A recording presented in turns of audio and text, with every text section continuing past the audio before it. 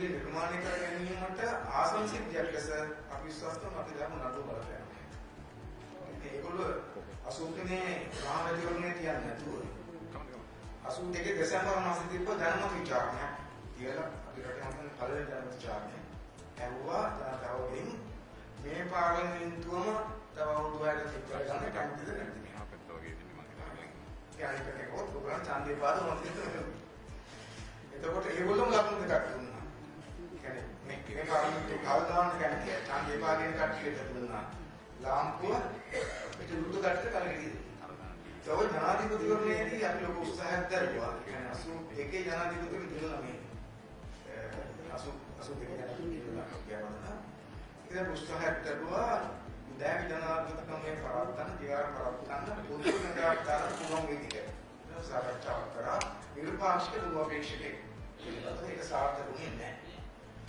ඒ නිසා ඔබේ කඩුසුලන් ස්පර්ශන තන්දිදුනේ ස්පර්ශයෙන් පොතේ ඊට පස්සේ ජනමත විචාරණය අපේ වෙලාවේ අන්තරේ පොතේ පිටි අපේ වෙලාවේ අපි කපාරා දැන් අපිට පොදු අපේක්ෂකෙක් ඇවිල්ලා කලකින්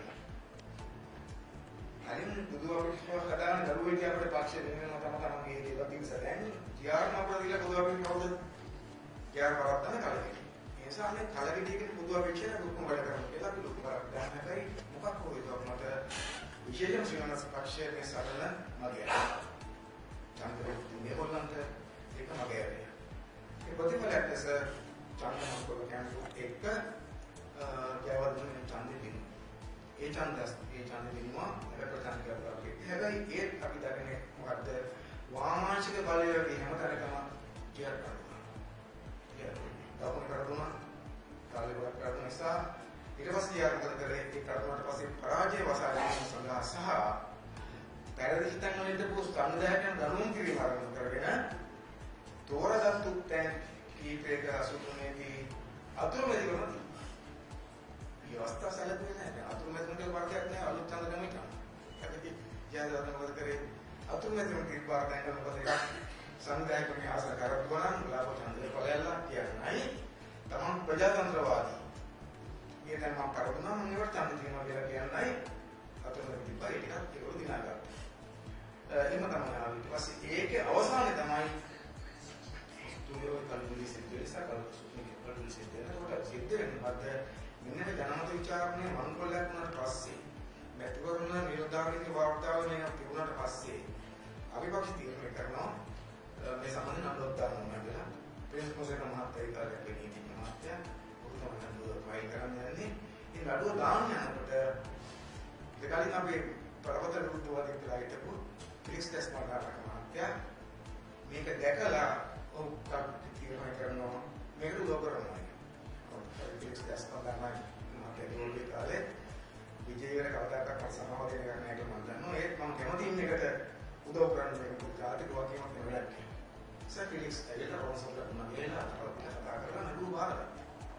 එතනම් සහදෙකම දන්නවා ඒ නඩුව දැන් මොනවාද? අනුව කරදිනවා ඡන්දයෙන් සිද්ධ වෙනවා.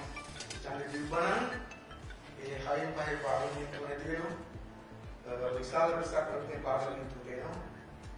අපිට ජනාධිපතිතුමා ඡන්ද ප්‍රතිඵල නොගත්තම ජනතා මිත්‍රුනේ මම තුන්දෙනෙක් පාර්ලිමේන්තුවට එනවා. ඒකේ කාලේ විජේකුමාරතුංග මහත්මයා දේශපාලන කරන විදිහේ වගේ පාර්ලිමේන්තුවට එනවා.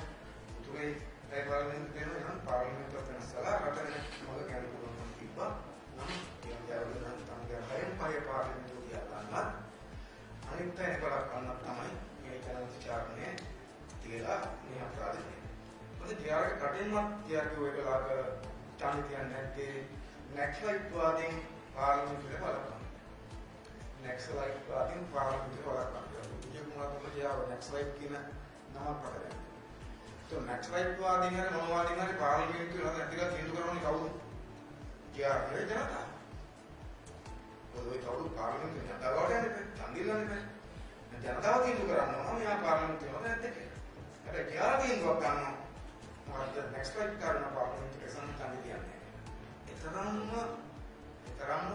අධිකාරී අධිපත්‍යවාදී සතරම්ම ප්‍රජාතන්ත්‍ර විරෝධී තමයි තියාරකේ සිටිනවා.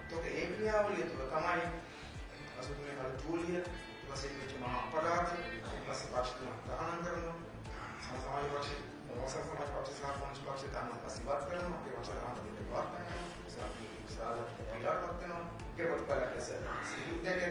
කිසිම යුද්ධයක විශාල දේවල් සිද්ධ වෙනවා. ඒ නිසා මේ සමස්ත ඉතිහාසය ගත්තොත් එහෙම ඉතිහාසයේ පුංචි කැලක් අරගෙන 89 කතා කරන ඉතිහාසයක් කරනවා අන්‍ය අධ්‍යයනය කරන